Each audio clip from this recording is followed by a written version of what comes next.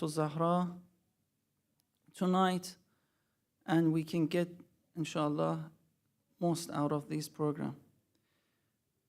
So the agenda for today is that inshallah, we start with the recitation of the Qur'an and Ziarat by my dear brother AlNakeeb, then followed by 2 rakat of visitation of the Salat after the Ziarat, and then followed by lecture and Majlis by my dear brother Sayyid Abdullah, and then Nasheed and chest beating at the end. Also dinner will be served at the end. So without taking your time, I'd like to invite Brother AlNakeeb to come to the front and to bless the program with his recitation. Sallu ala Muhammad wa ala Muhammad.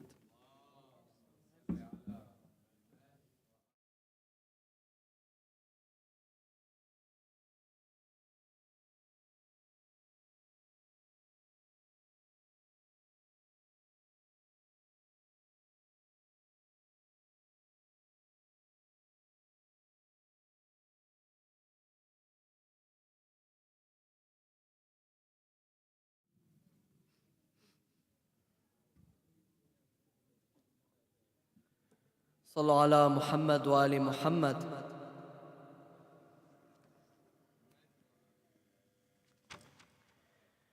أعوذ بالله من الشيطان الرجيم.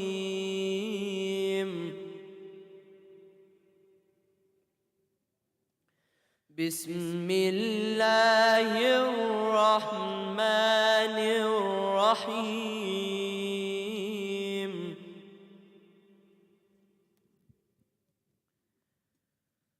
سأل سائل بعذاب واقع للكافرين ليس له دافع من الله ذي المعارج. تعرج الملائكة والروح إليه في يوم كان مقداره 50,000 سنة. فاصبر صبرا جميلا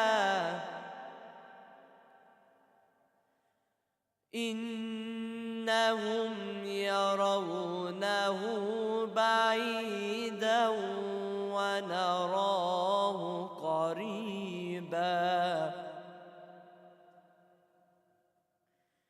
يوم تكون السماء كالمهل وتكون الجبال كالعهن ولا يسأل حميم حميما.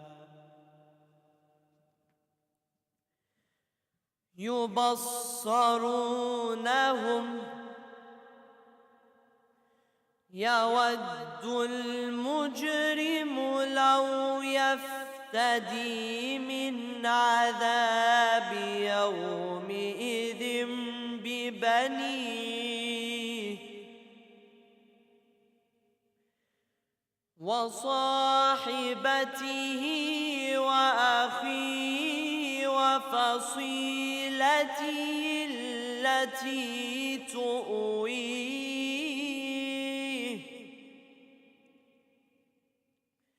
ومن في الأرض جميعا ثم ينجيه.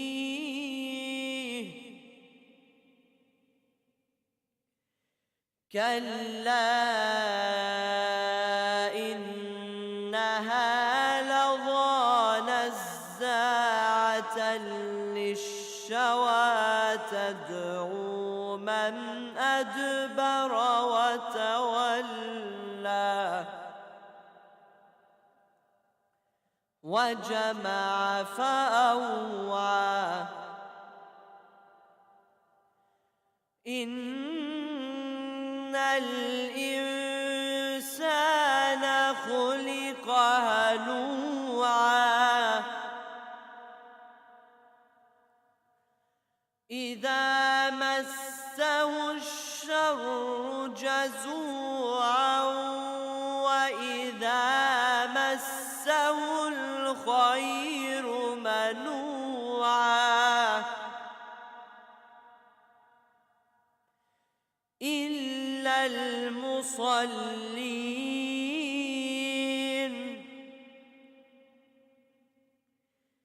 الذين هم على صلاتهم دائمون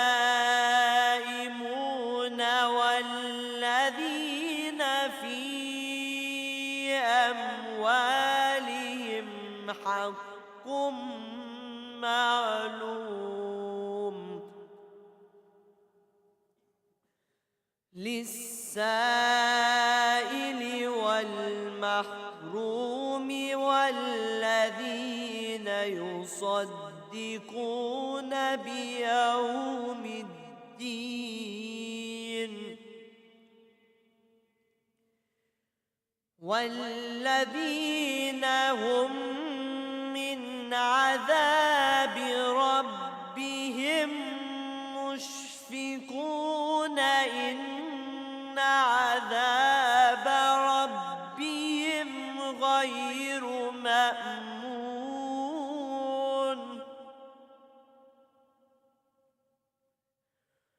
والذين هم لفروجهم حافظون إلا على أزواجهم أو ما ملكت أيمانهم فإنهم غير ملومين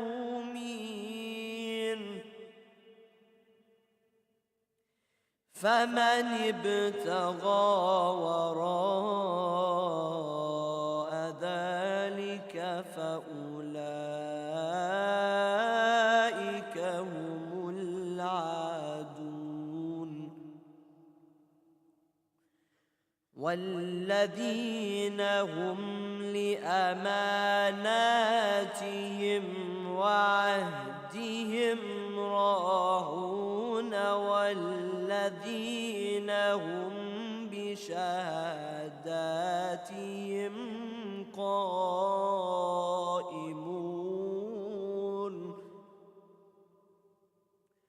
والذين هم على صلاتهم يحافظون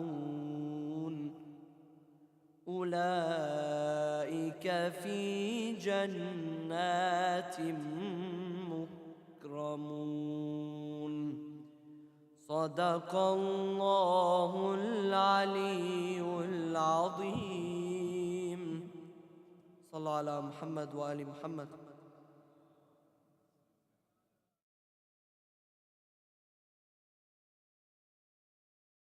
زيارة السيدة فاطمة صلى على محمد وآل محمد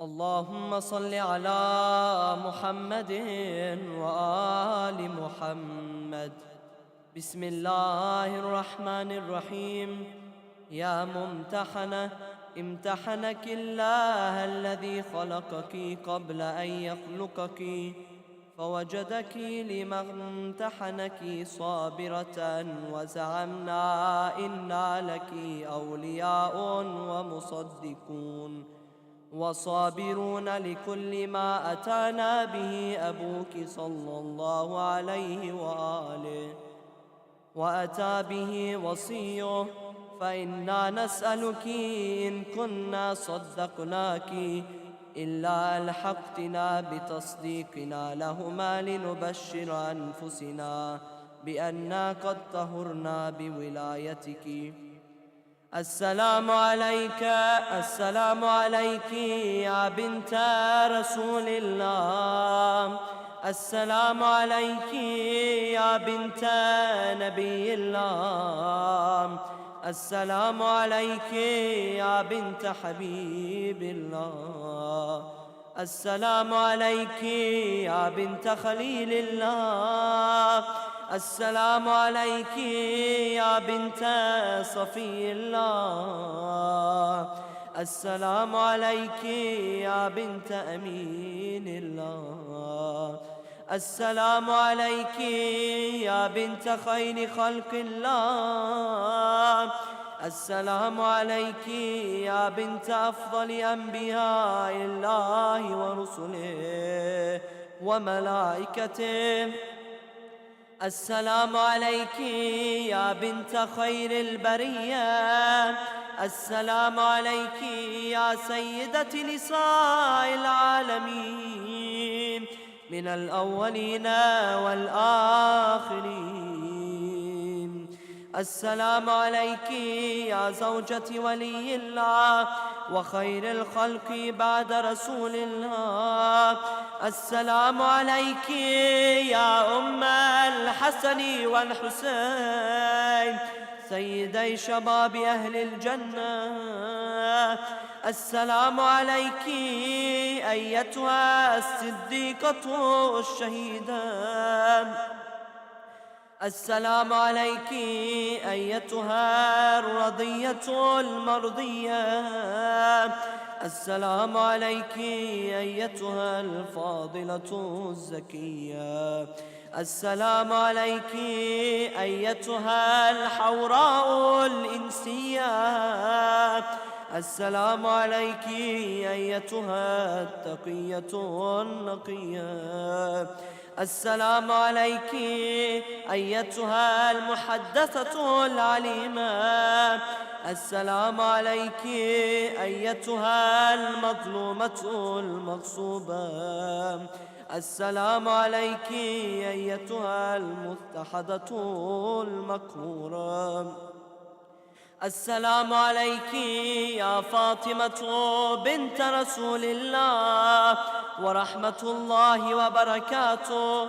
صلى الله عليك وعلى روحك وبدنك.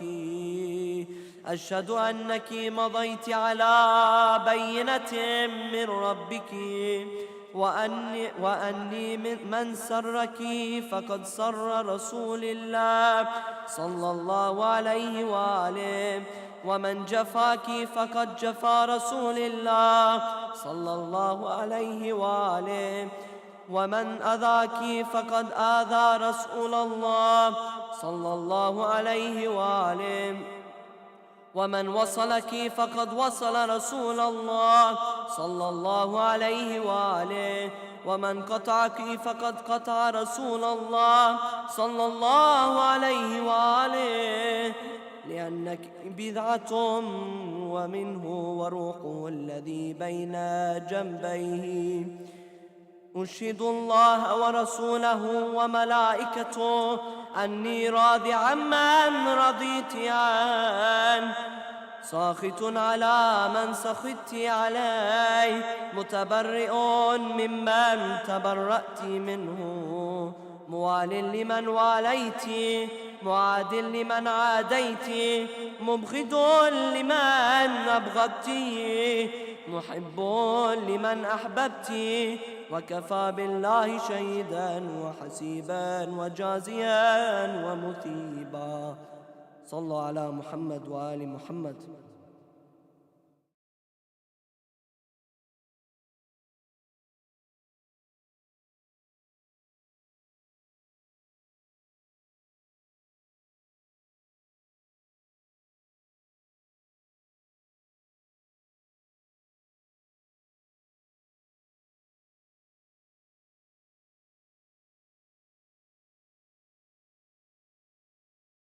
Minutes for 2 rakat prayer for Sayyidah Fatima.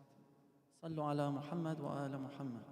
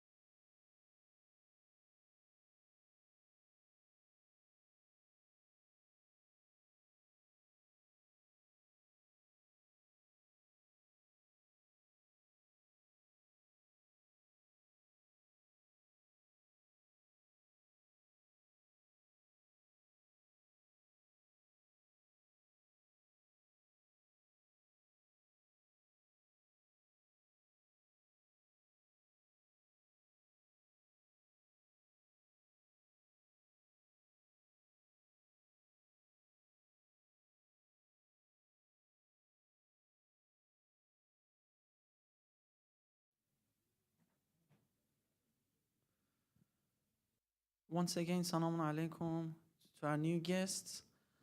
Salamun Alaikum wa rahmatullah. And thank you to my dear brother Ali Mehri for his beautiful recitation of the Holy Qur'an and the Ziyarat. I was thinking about the verse that he was reciting about, around الَّذِينَ هُمْ عَلَى صَلَاتِهِمْ دَاعِمُونَ وَالَّذِينَ فِي أَمْوَالِهِمْ حَقٌّ مَعْلُومٌ لِلصَّائِلِ وَالْمَحْرُومِ.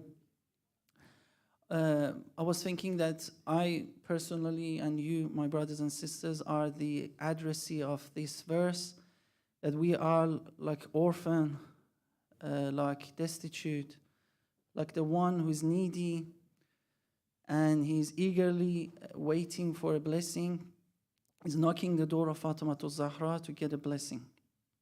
Or that verse, the famous verse that all of you know, وَيُطْعِمُونَ الطَّعَامَ عَلَى حُبِّهِ مِسْكِينًا وَيَتِيمًا وَأَسِيرًا.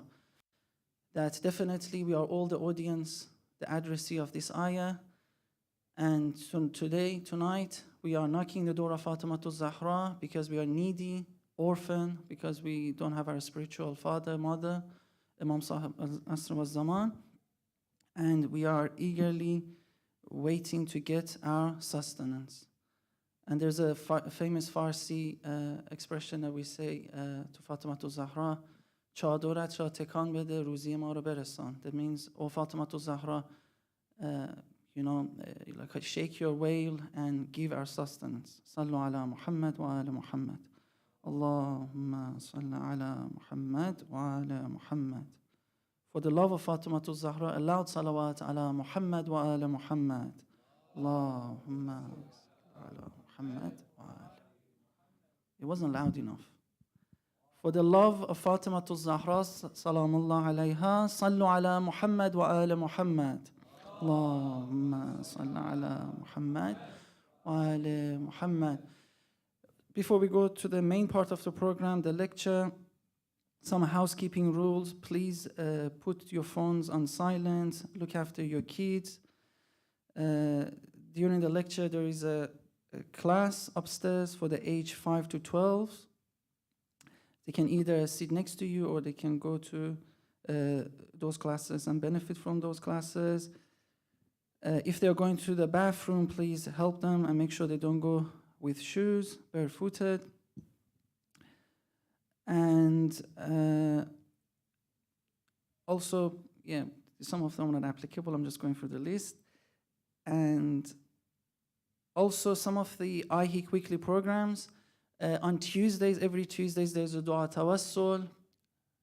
If you're around the IHIC, please make sure you come and benefit from these blessings. There's a Tafsir program on Thursdays, followed by Dua Kumail every Thursday. And we have Friday Dua Nudba in the morning, actually commencing from the 16th of December. When is the 16th of December? I guess it's not this week, next week, I guess. Am I right? Yes. So from next week, Friday, with the grace of Fatimatul Zahra, we will commence Dua Nudba. We have Friday prayers as usual. We have Friday evening programs and then Saturday schools as well. And we are open for enrollment as well for next year. So if you're interested, please come to us. And also we have Sunday youth program every Sunday. Am I right? I think there's a typo here. Is it every Sunday? Every Sunday. For young brothers and young sisters. And also don't forget to use these nights to donate generously. Definitely all these programs, you need your generosity, your donations. It's an ongoing reward for you and your family, and I can't talk more about the benefits of these donations.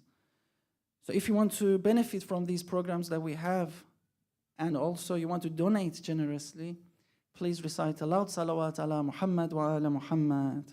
Allahumma salli ala Muhammad wa ala Muhammad.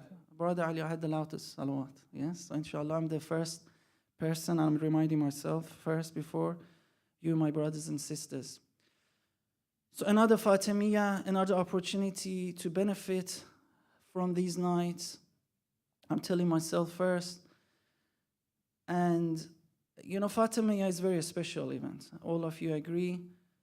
Has its own characteristics. Although we have Muharram, we have, for example, the martyrdom of Imam Ali, but we have a special connection to our spiritual mother, Fatima Zahra, and the oppressions that happened to her really breaks your heart. And, you know, in Karbala, maybe many people, you know, understood the calamity, but when the calamities happened to the Fatima Zahra, many people were ignorant and couldn't see, you know, the amount of oppression. Only Fatima Zahra knew what will happen in the future, what happens to Imam Ali, you know, 25 years of isolation, you know, what happened to Imam Hassan, and you know what Imam Hussein. And Fatima Zahra was seeing all these things, and that's why she was crying. After the demise of the Holy Prophet, Brother Sayyid Abdullah, we are ready to benefit from your speech. I would like to invite you with a loud salawat ala Muhammad wa ala Muhammad. Allahumma salli ala.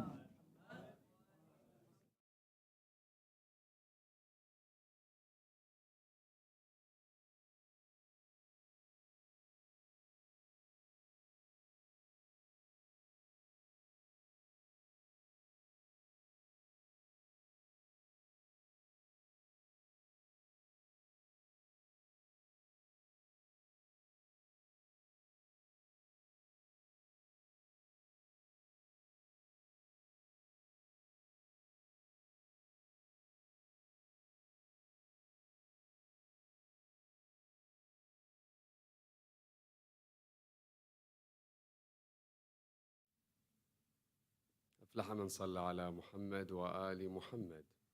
اللهم صل على. أعوذ بالله من الشيطان الرجيم. بسم الله الرحمن الرحيم. رب اشرح لي صدري ويسر لي أمري واحلل عقدة من لساني يفقه قولي. بسم الله الرحمن الرحيم. الحمد لله رب العالمين. صلى الله على سيدنا وحبيب قلوبنا وشفيع نفوسنا أبا القاسم محمد.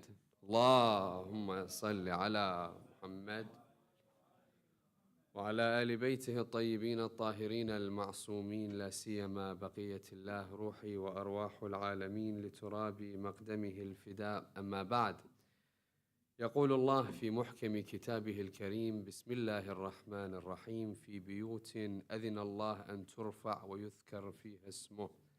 صدق الله العلي العظيم. In the chapter known as Surah An-Nur within the Holy Qur'an, verse 36, Allah subhanahu wa ta'ala states, in houses which Allah has ordered to be raised and that His name to be mentioned therein.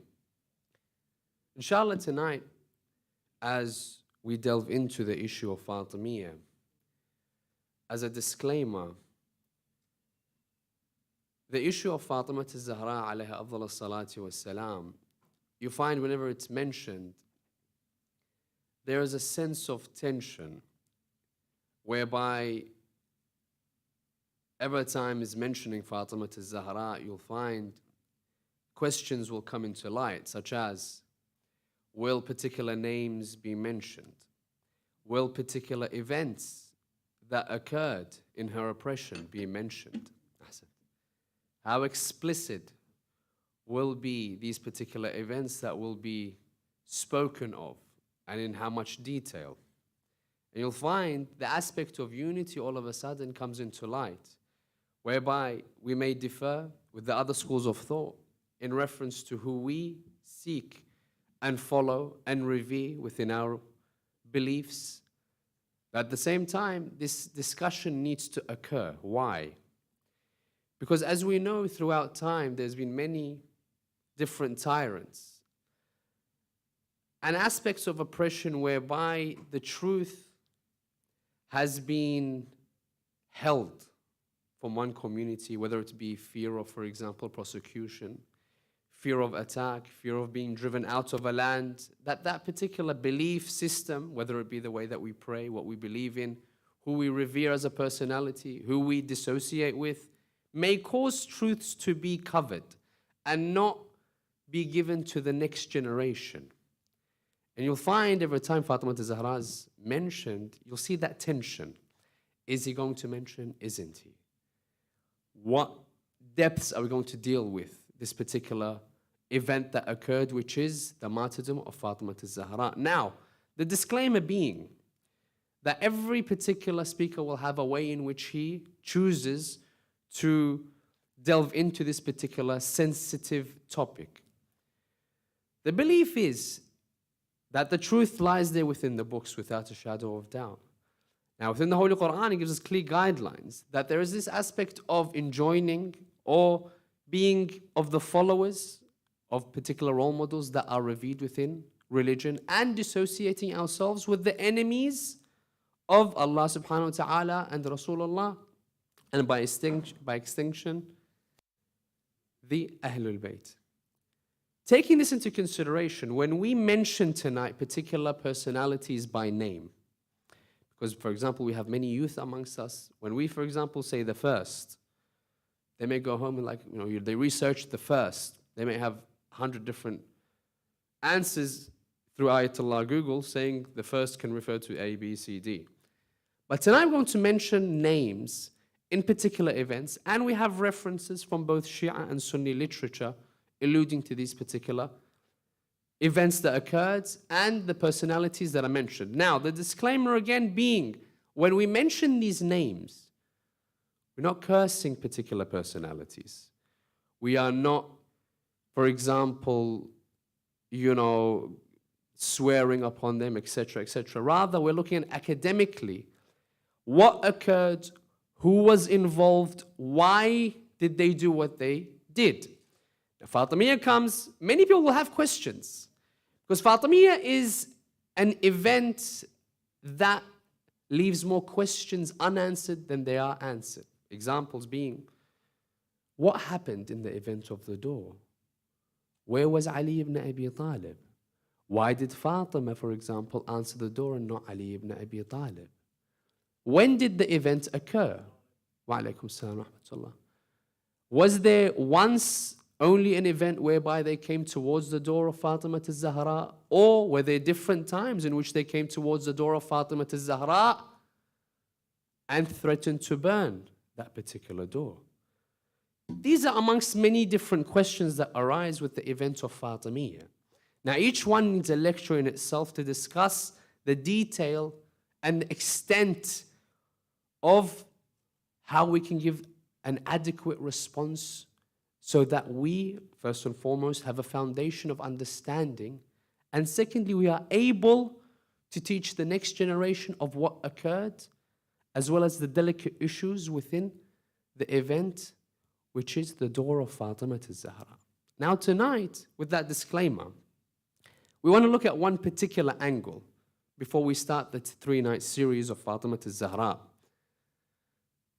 And that angle is answering why, at the end of the day, the issue or the martyrdom and the oppression of Fatima Zahra differs from every other oppression and martyrdom of the Ahlul Bayt. Comparing the martyrdom of Fatima Zahra with Imam Ali, Imam Hassan, Imam Hussein, ila akhirih. How are they different? And which one is looked at to be at a greater scale, more tragic, and has more branches until today? Now, we're going to answer this particular question by first looking at Islam. As in, when we look at Islam, we begin to understand that there's a particular image in another school of thought whereby they try to paint the picture that, we understand that there may be particular aspects of differences between companions, but we have a guideline known as al-kaf an ma shajara bayna as-sahaba, meaning that, there was particular aspects of conflict between companions, but we have a rule that you should remove your hand from such traditions, such stories, such events. Why? So that your heart isn't hardened towards particular personalities that were the companions of Rasulullah. Now there's a problem. What's the problem? What happens now if one particular companion, per se, kills another companion? How are we to view that particular personality? As in, we are in the religion where we should follow particular personalities that are close towards Allah and dissociate with the religion that gives me personalities of perfection, such as Rasulullah and the holy household. How can me as a Muslim, or how can I as a Muslim say that the killer and the killed are both in heaven? As in, if a person comes towards Rasulullah in the hereafter, let's take personalities such as Yazid, for example, and let's take the personality such as Imam al-Hussein. Understanding this particular perspective that, you know what, at the end of the day, they're all Muslim, and the killer and the killed, do you really think, with our intellect, that we agree that Yazid and Imam Hussein can be in heaven? So that leaves a lot of questions unanswered then, if we understand that we should put everyone on the same pedestal. But the issue of Fatima is the first event that occurred after the death of Rasulullah, which puts this into question. We can't just stand on the fence. You need to choose a side. And why the issue is so important is because whenever it's mentioned, all of a sudden we have two separate extremes. The first being, Fatima, if she is truthful, it nullifies the truth of the other person, doesn't it? That other person being Abu Bakr. Because she's the person that was standing in front of Abu Bakr's way. If Fatima is truthful, it falsifies the Khilafah of the first. If Abu Bakr is truthful, then it falsifies Fatima, wal-'iyadhu billah. So all of a sudden there's two extremes. You can't agree with both, and you can't disagree with both. You have to choose a side. So tonight we're going to look at the particular perspective of the importance of this particular event, and why is it that the issue of Fatima al-Zahra was very difficult to find within the books of history. Very difficult to see that allowance, for example, to be narrated, to be spoken of. Rather, the people were prosecuted if they brought this particular issue to light. So the first question I want to answer today, the merits of Fatima al-Zahra, looking at a few very brief merits, are these merits only accepted by Shia Islam, or are these found within Sunni literature as well? Number one. Number two, I want to look at the different types of oppression that occurred to Fatima al-Zahra between the death of Rasulullah and the martyrdom of Fatima al-Zahra. What are the different oppressions that were occurring on Fatima, and what was the reason behind each individual oppression? Very briefly, each one needs a discussion in itself, but just to highlight the different types of oppression. Number three, why was Fatima, a lady that gave away her wedding dress on her wedding night, so persistent about the issue of Fedek? As in, if we know Fatima's character and the Ahl al-Bayt's character, they weren't materialistic beings, then why is it that Fatima was so persistent on a piece of land that was usurped from her? And is there a deeper meaning behind the issue of Fedek that she tries to bring to light? And how does Imam al-Kadhim alayhi salam allude to the fact of the deeper meaning behind Fedek? The next is, and we highlight tonight, all to go towards this particular perspective, which is, how is the issue of Fatima al-Zahra's oppression and death and martyrdom different than every other infallible afterwards? And we end by looking at ourselves.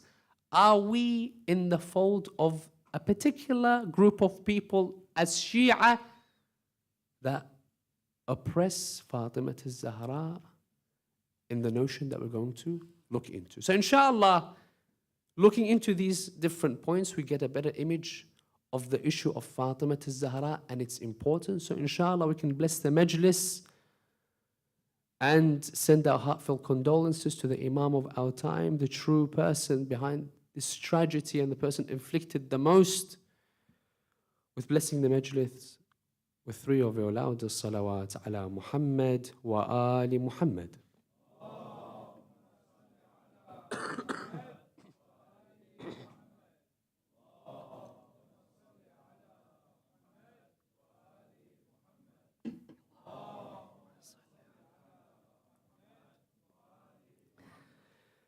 Some brief merits of Fatima al-Zahra.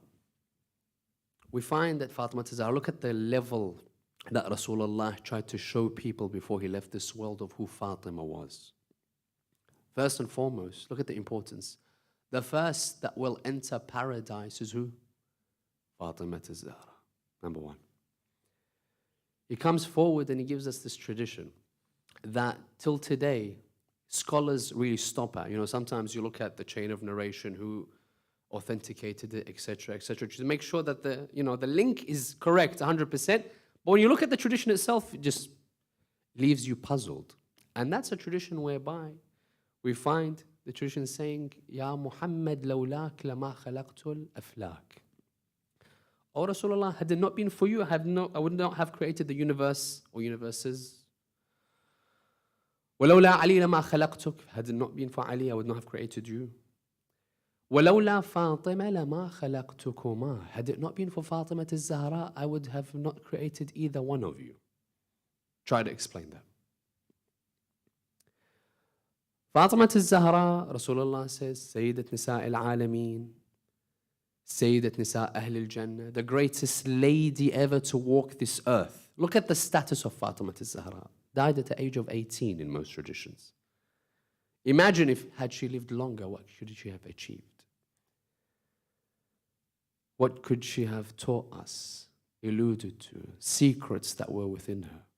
Then we say this, وَالسِّرِّ الْمُسْتَوْدَعِ فِيهَا. What kind of secrets did Fatima al-Zahra have? That was instilled and entrusted to her alone.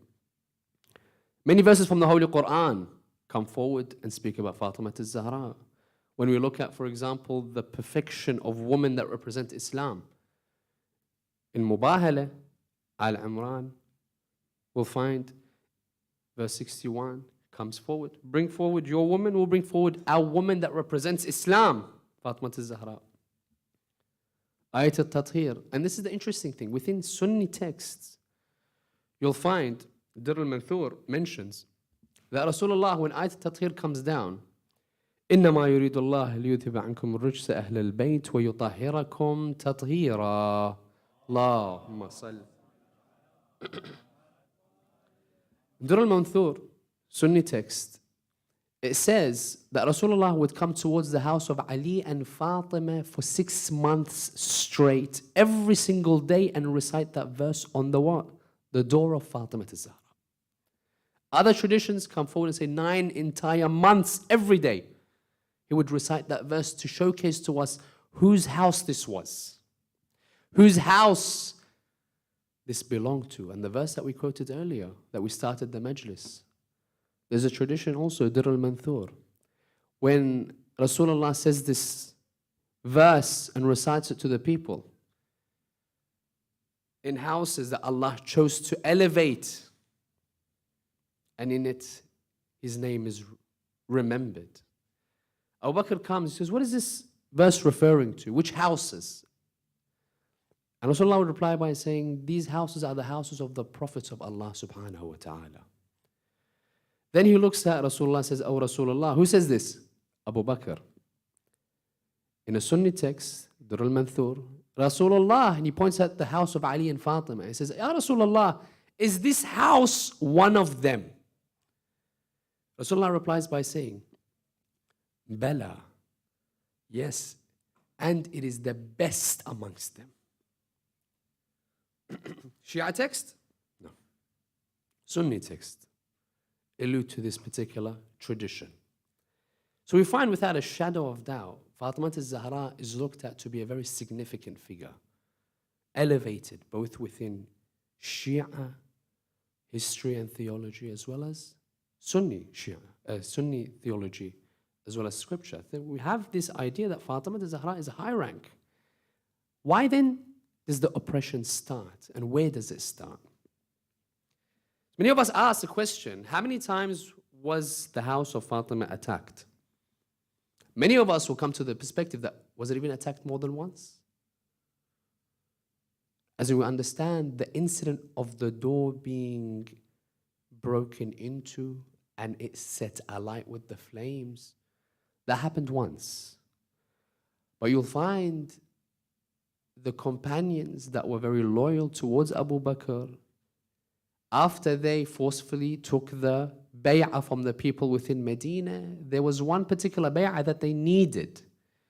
Because that hand was raised in Ghadir Khum. Everyone that didn't want to give bay'ah, that were forced, would reply by saying, I was there in Ghadir Khum when Rasulullah raised the hand of Ali saying, he's your Mawla after me. So they thought to themselves, if I get Ali to give allegiance, then everyone else, no problem. So you'll find after Saqifa, where Abu Bakr was elected by 2 people and the rest followed, they come towards the house of Ali and Fatima straight away.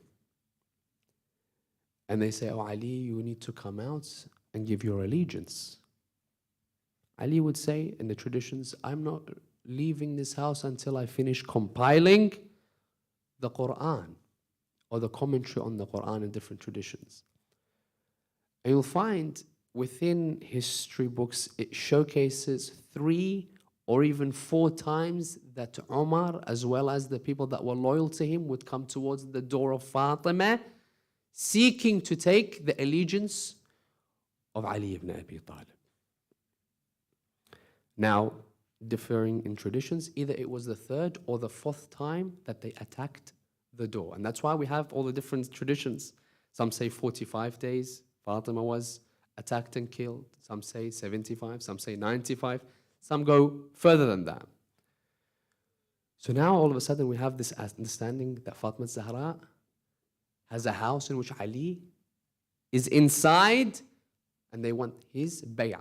So at that instance, when the bay'ah is not given, Ali doesn't want to come out, how do they react? You'll find one of the people come forward and say, as historian says, one of the reasons why Fadak was taken is to get them out. They go and take Fadak. Fatima needs to stand up for her right. Says Fadak is Fatima's. Long story short, Fadak was given to Fatima years before Rasulullah passes away, and she used to deal with the income, distribution, had complete control over Fadak. They take away Fadak from Fatima Zahra. Now, you have a personality that's very revered. Now imagine, you as a personality are trying to showcase yourself to be great. Imagine buildings.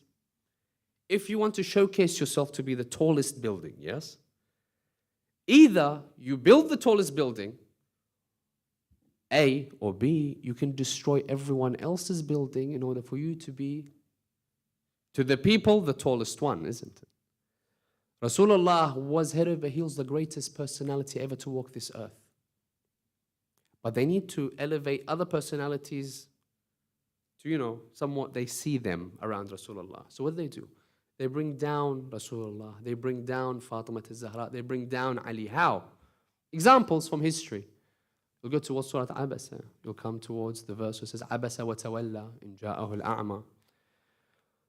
They would say, the person that frowned and turned away from the blind man, you go to traditions, what do they come forward and say? They say the person that frowned and turned away from the blind man was Rasulullah. We say, astaghfirullah. They say, no, it's Rasulullah. And Allah chose to teach him a lesson through that particular means. We say, astaghfirullah. Qur'an also says, إِنَّكَ لَعَلَىٰ خُلُقٍ عَظِيمٍ. That I have not revealed you except to perfect the morals and the manners of mankind. Qur'an testifies to his morality. And you come forward and say, no, it can't be Rasulullah. And you say, and they ask you, who is it? And you say, it was Uthman. And they come forward and say, astaghfirullah, how can you say that? As in where's the scales of balance that should be within your head as Muslims? And that's what begins to occur. Fatima is too high. Let's bring Fatima down in order for the people not to be affected by her. How? Take away her right. When she comes forward, he says, I am Fatima and I don't need a witness because I had complete control over it. You need to bring forth witnesses to say that it's not mine because I had control over it. They say, no, you need to bring forth witnesses. So she brings Umayman, Ali ibn Abi Talib, Hassan and Hussein. They turn around and say, sorry, as in, they're your family. We can't take their to bear witness upon something that is beneficial to you. all of a sudden, all these ahadith about the truth of Fatima, you know, Ali ma'a al-haq, al-haq ma'a Ali, yaduru ma'ahu haythu ma dar, Ali is with the truth with Ali. They throw it all away by one incident where they're like, you know what? There might be particular reasons why you're testifying to gain something. Everything away. So Ali replies, when Fatima says, then give me my inheritance. What's the reply? They would say, you know, prophets don't leave behind inheritance. Fatima replies, you know, how about all these verses within the Holy Qur'an, that every single prophet within the Qur'an that's mentioned, that's happened to do with inheritance, they inherited. How come Rasulullah is different? So Ali asked the question towards Abu Bakr. Look at the question and how it's phrased and how he replies. And this is important to showcase to us how they tried to showcase the Ahlul Bayt to others in order for them to stay within power. Ali ibn Abi Talib would come to Abu Bakr and say, okay, Ibn Abi Quhafa, ask you, if Fatima al-Zahra, all of a sudden someone comes and says that she committed an act of indecency, what would you say? He turns around and says, well, I'll ask for witnesses. Imam Ali ibn Abi Talib would turn around and say, well, how about if the witnesses come forward? What would you do if they come forward and testify against the purity of Fatima al-Zahra? Look at how Abu Bakr replies. He would say, then I would prosecute her like I would prosecute anyone else. You see how they tried to bring her down? What does Amir al-Mu'mineen reply by saying? He replies by saying, therefore, you have done a great injustice. Why? Because you repelled and rejected the testimony of Allah and accepted the testimony of humans. Why? Because Allah within the Holy Qur'an, what does He say? إنما يريد الله ليذهب عنكم الرجس أهل البيت ويطهركم تطهيرا. All of a sudden, He says that I will prosecute her, but Allah is saying that she's purified. Doesn't matter if everyone comes forward and says she's impure, Allah has already testified for her. So Amir only trying to showcase to us that, you know what, there's an agenda behind this. Amongst her oppression, her rights taken, that she was, you know, her own truthfulness was removed in the eyes of the people because of the incidents that occur. Her door is burnt. Her child is miscarried. Her health diminishes. You know, Fatima al-Zahra, the amount of oppression that she had, that when she would go towards the grave of Rasulullah and she would cry, the people come towards Amir al-Mu'mineen. You know, look at the interesting fact, how they treated the daughter of Rasulullah. They would come towards Amir al-Mu'mineen, oh Ali, you know, tell your wife to stop what she's doing. She says, what she's doing? She goes, she's crying day and night for Rasulullah. Either she cries at the night or cries during the day. As in the tears of Fatima and the cry of Fatima is annoying us. These are Muslims of the time. Ali builds the house for Fatima al-Zahra in which she can mourn. And that's an interesting thing to remember. When the door occurs, the event, they would say Fatima was like, just imagine a lady that's been in absolute mourning, that her body shrivels. Now imagine if the door is... All that aside, importance of wife, she kept going back and forth for Fadak. There's much more oppressions. I don't want to get too much into detail for the time restraints. But let's take into perspective why she was so persistent on Fadak. Because many times we hear lectures, Fatimiyyeh comes, one of the main issues that are tackled is Fadak. Why?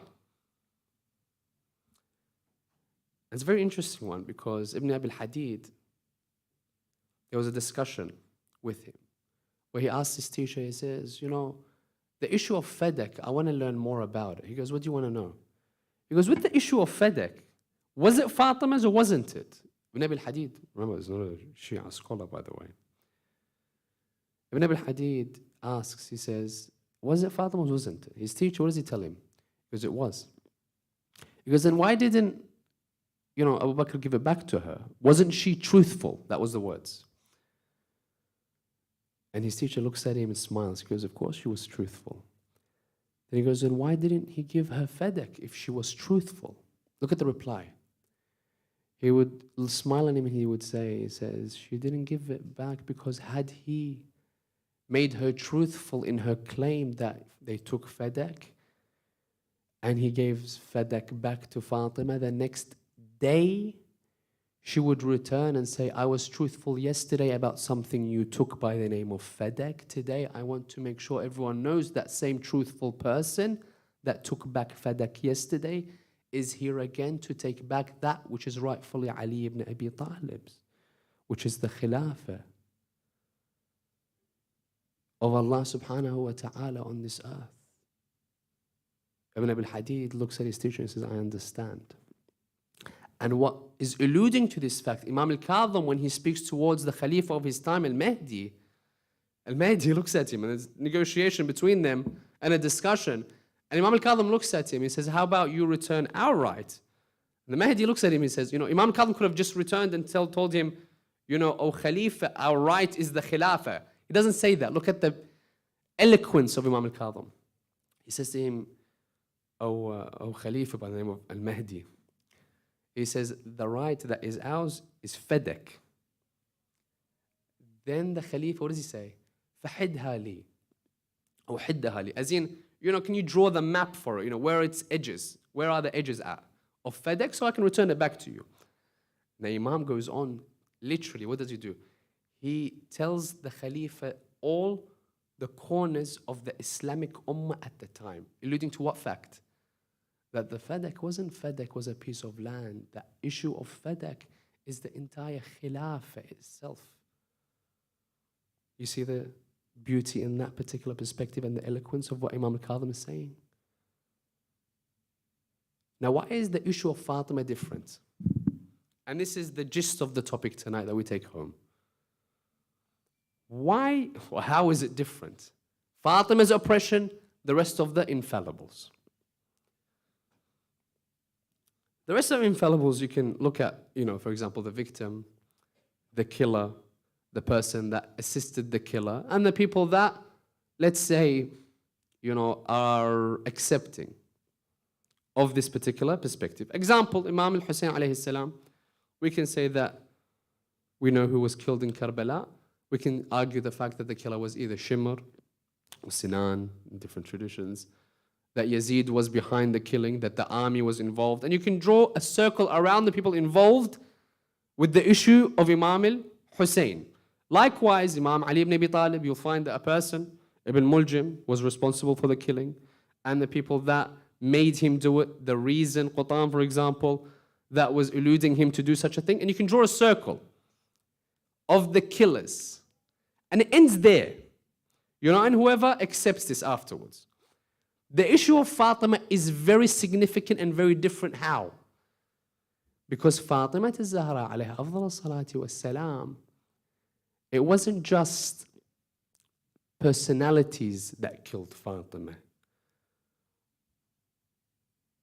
How do we know this? Because it extends until today the effect of what occurred to Fatima al-Zahra. How so? Fatima al-Zahra was killed for standing up for what? For Amir al-Mu'mineen, for Khilafah, for oppression.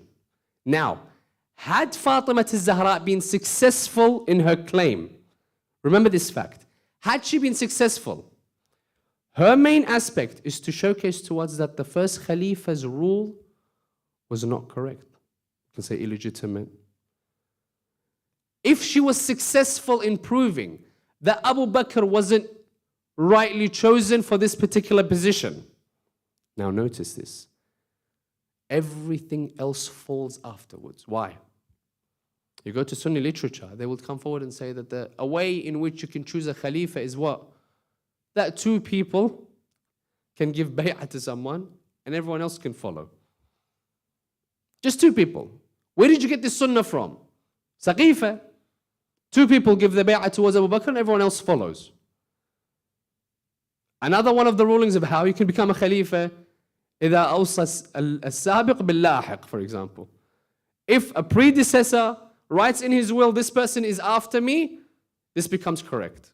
It's a way to choose a Khalifa, for example. Where was this seen? when Abu Bakr writes the will, that Umar is there after me. Don't worry about Sunnah of Rasulullah. We have new Sunan. But you'll find if Fatima was able, in her claim and in her fight against oppression, to disprove the Khilafah of the first, everything else falls. Everyone is proved to be illegitimate in their positions. Begin to understand the bigger picture now? That's why you'll find the issue of Imam al-Hussein, for example, it's mentioned. It's allowed to be spoken of. It's even, let's say, given a push by the Abbasid Khalifas, if you look at historical events, that they even used the issue and what occurred to Imam al-Hussein to gain power. But they won't allow the issue of Fatima to rise. Why? Because just like it was endangering the first, it will endanger the people till the end of time, anyone that sits on the throne of Al-Muhammad. Allahumma salli ala. So all of a sudden, we begin to see the bigger picture with the issue of the oppression of Fatima. Is Fatima stood for truth. Fatima stood for justice. Fatima stood and defended Imamat. Fatima tried to showcase to us, living here in the West, that you need to choose a side. You need to understand the oppression. And that's why when you ask anyone where the grave of anyone is, they'll begin to answer you. Except who? Fatima al-Zahra. Even in her death, she wants us to ask questions. And the oppression from our side is where? Before we end tonight. For us, there's a comparison between Imam al-Mahdi Ajjallah Ta'ala Farajahu al-Sharif and Yusuf, the Prophet of Allah Subhanahu wa Ta'ala. Many comparisons are there. One of the comparisons, chapter 12 of the Holy Qur'an, Surah Yusuf, verse 50, whereby Yusuf solves the problems, gives the interpretation to the dream. Then the Malik of the time, the person in charge, says to his messenger, go and get me Yusuf. As in, now I can utilize him. Now I can have him in a position of power to guide, to lead, to assist, to benefit from. They say Imam al-Mahdi likewise. He will be there, but people won't know he's Imam al-Mahdi. He will there, he'll be assisting, he'll be helping. But there's a reason, or one of many reasons why, or something that needs to occur in order for him to return. Yusuf is saying, you know what?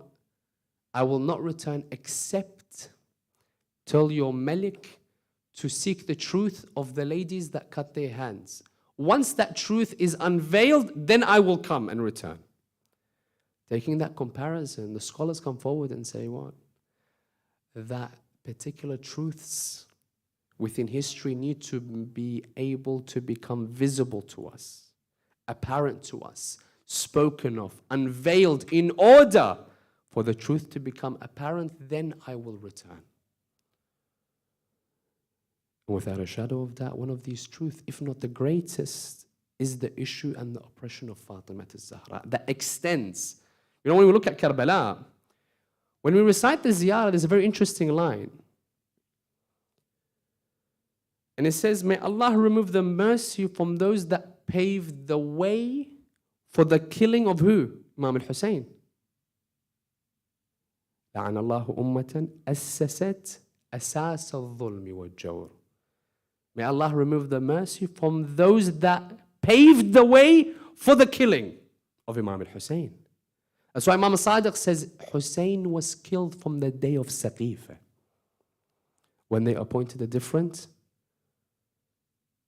person, the person that Allah has chosen. And that's why when you even read within the Maqatil of Imam al-Hussein, he says a very beautiful line that we don't often look at in detail. What does he say? When the arrow strikes his heart, takes the blood, throws it, the first handful. The second handful, what does Imam al-Hussein do? You can remember. He takes the blood from his heart and he puts it on his blessed beard. What does he say? هكذا ألقى جدي رسول الله مخضبا بدمي وأقول له قتلني فلان وفلان.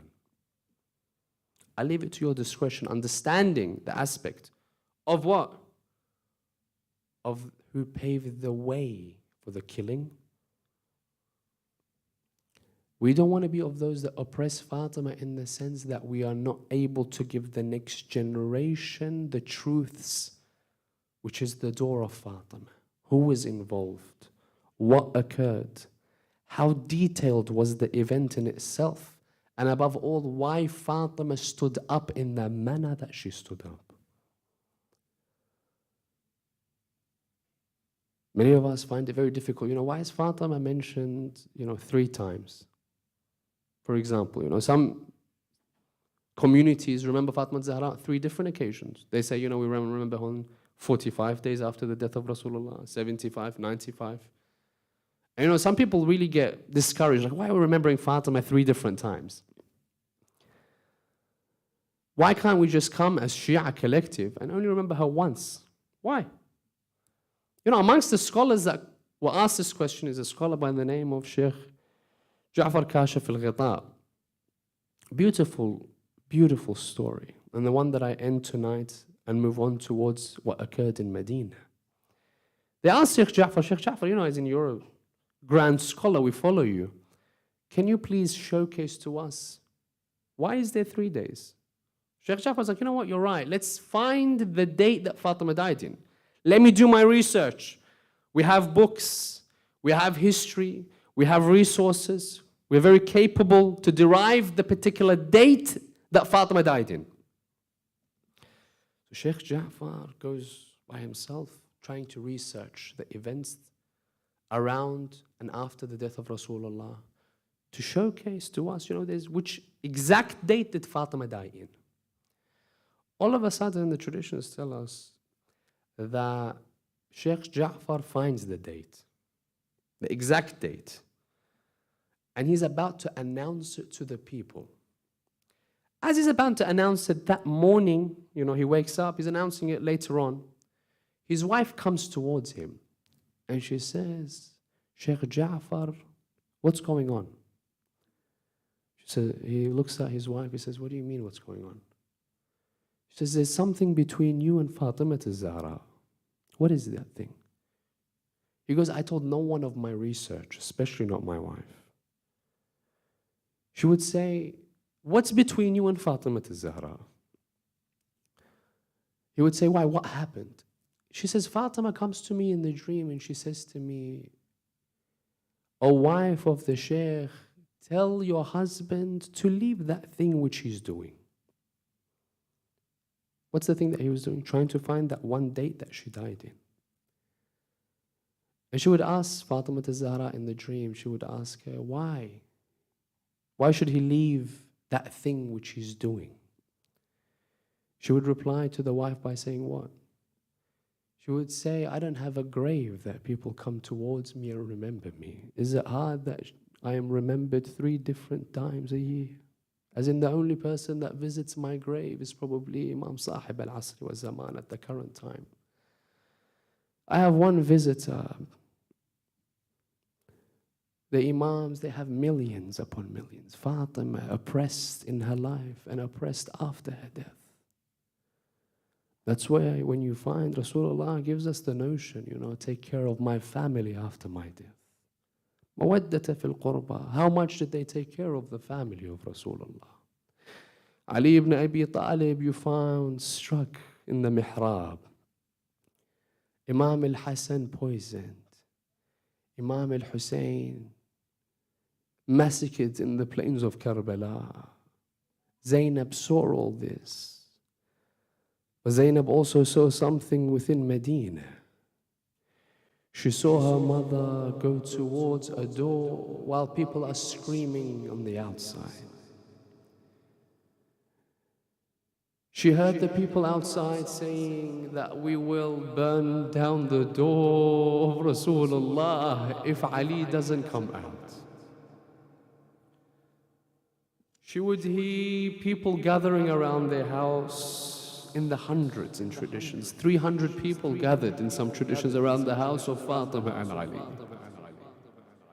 She would hear a person cry out that in the house is Fatima Zahra. She would hear the reply saying, what if if Ali doesn't come out, I will burn the door. And you'll find Zainab would see all of a sudden Fatima going towards that door, telling the people, I am behind the door, I am the daughter of Rasulullah. All of a sudden she would begin to see particular flames being alight on the door of Fatima al-Zahra, the door that Rasulullah would say, Bab Fatima Babi, wa hijabuha hijabi. She would begin to see the flames take effect on the door while Fatima's behind. She begins to see the smoke coming into the house of Rasulullah, the house of Fatima, the house of Ali. You'll find Fatima al-Zahra behind the door. All of a sudden she sees and she feels people trying to push the door. You would find Fatima tries to stop them opening her door. All of a sudden you'll find within the traditions it refers to the personality by the name of Umar ibn al-Khattab. All of a sudden kicks the door of Fatima al-Zahra. As we stated earlier, Fatima shriveled. Her body was weak from mourning Rasulullah. I want you to imagine what happens to Fatima al-Zahra as that heavy door was kicked on Fatima al-Zahra. The traditions say they would enter the house. They would say that Omar would see that the door was moving. That heavy door wasn't opened all the way. He knew then and there in the traditions that Fatima was behind the door.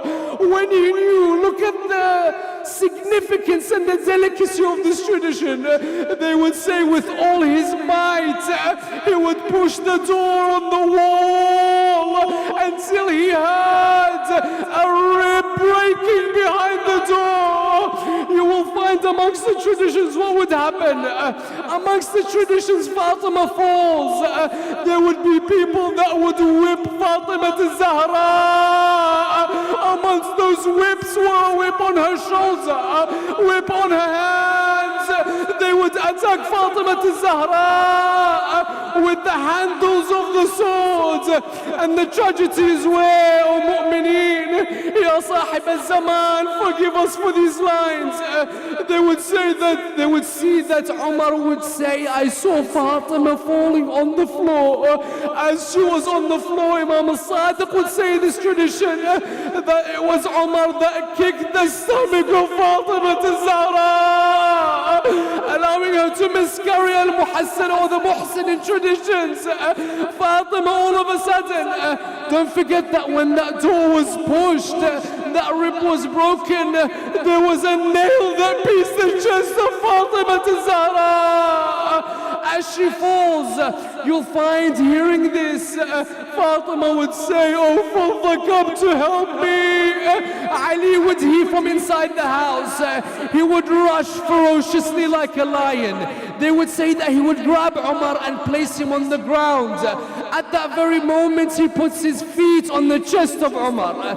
When he does that, he looks at him in the eye and he would say to him, had it not been for a will from Allah subhanahu wa ta'ala, you would not come close towards this particular house, nor would you have opened the door. At that very moment, people knew that Ali would not attack them, would not kill them.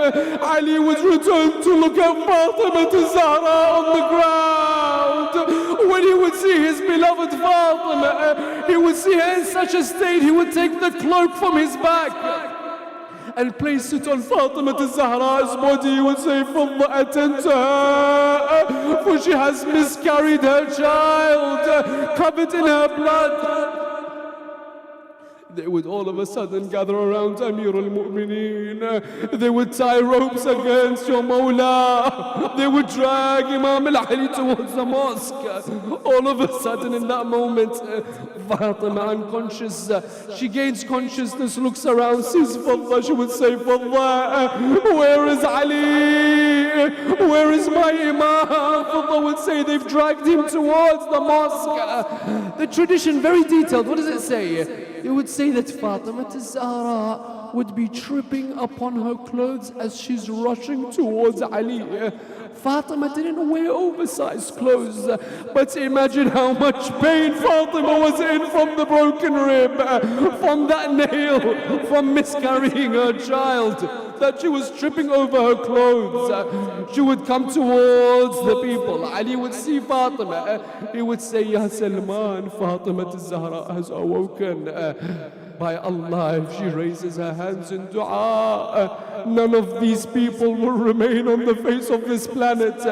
Ya Salman, go towards Fatima.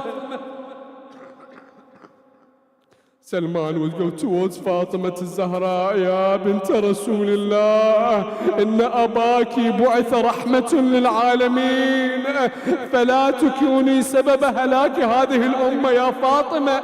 Your father came as a mercy. Do not be the cause of their destruction, O Fatima. Fatima, it's as if she says to Salman, Am ya Salman, oh my uncle Salman, لقد كسروا ضلعي فصبرت. They broke my rib, oh Salman, oh my uncle, but I was silent. Ya Salman, there is a nail in my body, Salman, but I am silent. Salman, لقد أسقطوا جنيني. Salman, I have miscarried, but I am silent. Oh Salman, they've taken my right, but I am silent. But oh Salman, they take my imam. Fatima can no longer be silent. They would say that hearing this, they would leave Amir al-Mu'mineen and they would return towards the house. They would say, Fatima al-Zahra, Zainab would see all this. She would say, had it not been that rib that was broken behind the door, there would not have been ribs that were broken in Karbala. Had it not been for the Muhsin that was miscarried and killed behind the door, there would not be a 6-month-old that was killed in Karbala. Had it not been for a door that was set alight by the flames, there would not be tents in Karbala. Seeing women and children running from one side to another. لولا سقوط جنين فاطمة لما أودع لها في كربلاء جنين وبكسر ذاك الضلع رضت أضلع في قيها سر الإله مصون. يقول سليمان قلت يا سلمان هل دخلوا ولم يكن استئذان قال إيه وعزتي الجبار ولم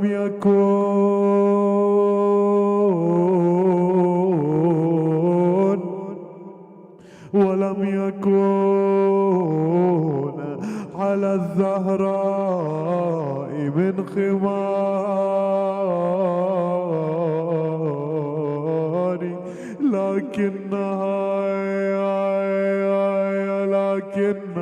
لكنها لاذت وراء الباب رعاية للستر والحجاب لكن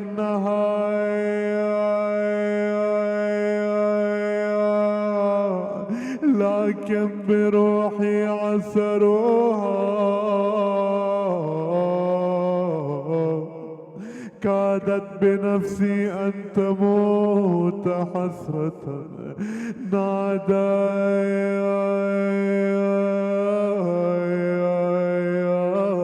يا فذة سنديني فقد وربي أسقط جنيني وأسقط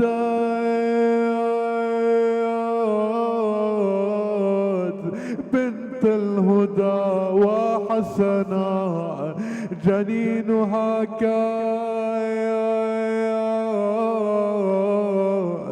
جنينها ذاك المسمى محسنا يا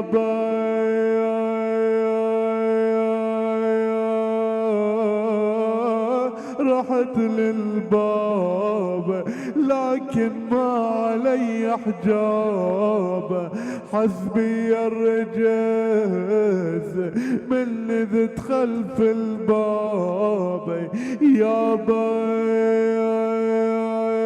عصرني عصرني عصرني واسكت المحسن وصدر عاب وكسر ضلعي وجنيني أيست مني كسر ضلعي وجنيني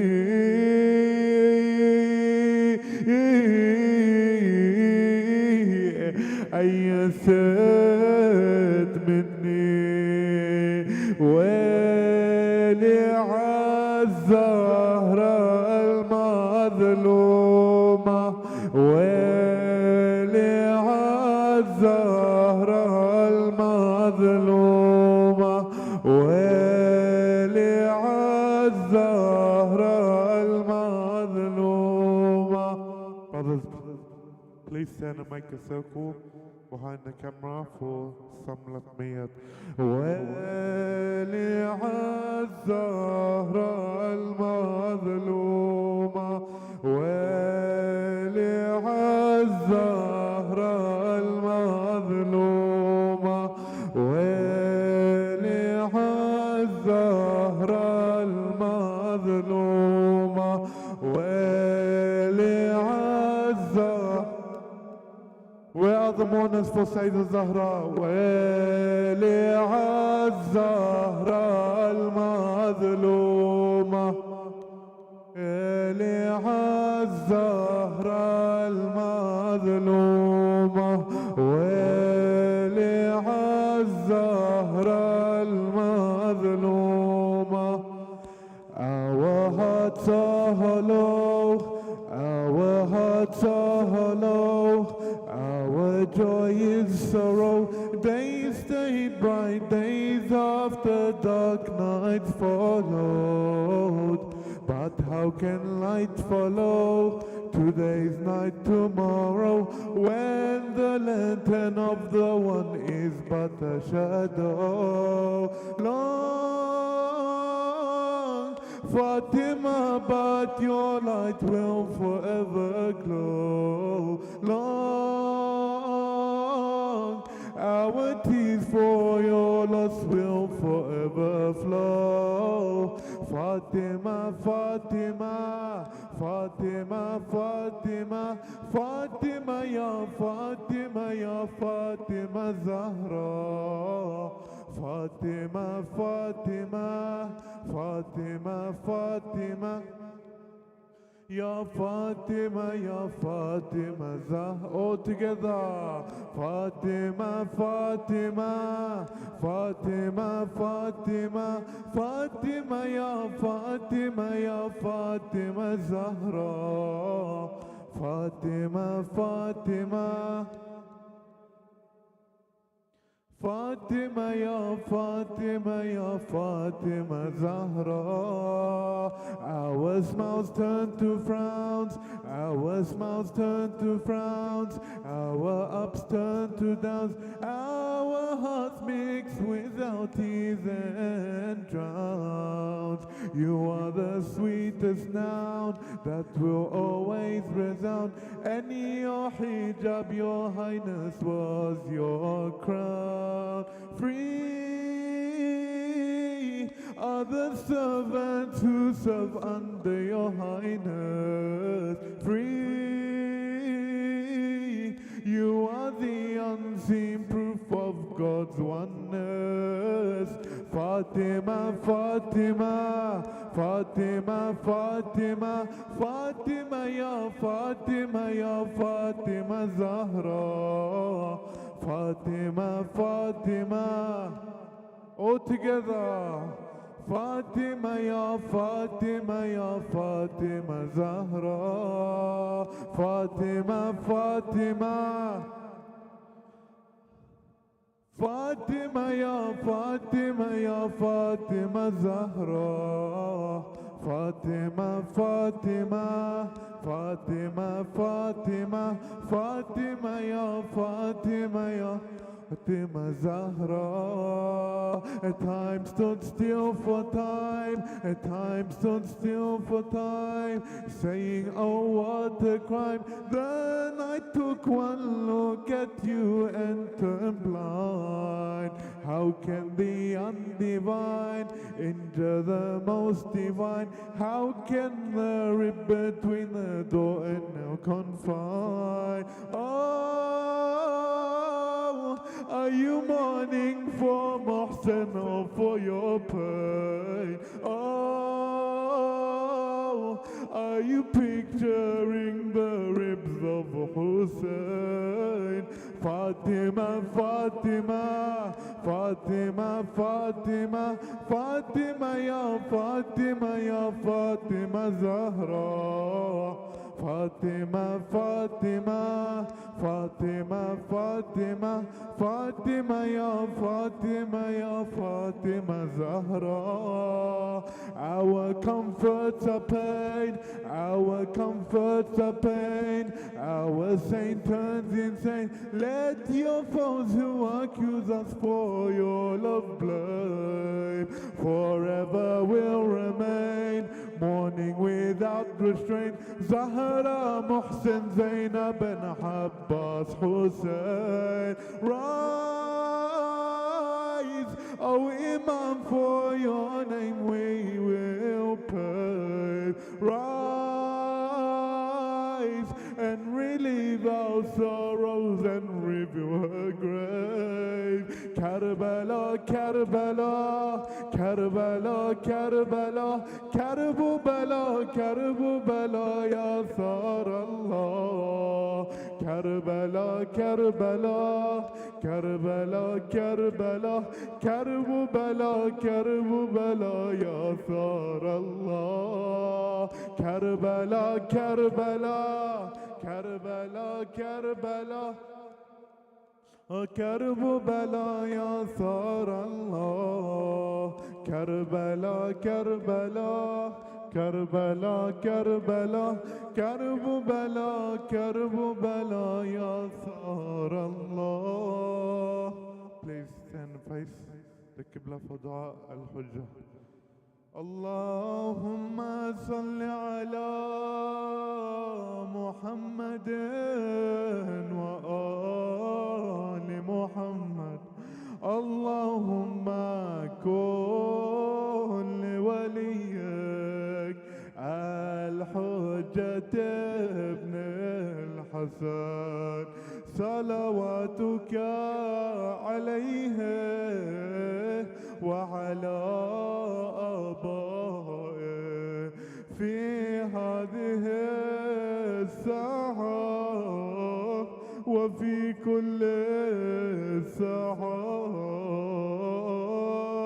وليا وحافظا وقائدا وناصرا ودليلا وعينا حتى تسكنه أرضك طوعا وتمتعه فيها طويلا برحمتك يا أرحم الراحمين.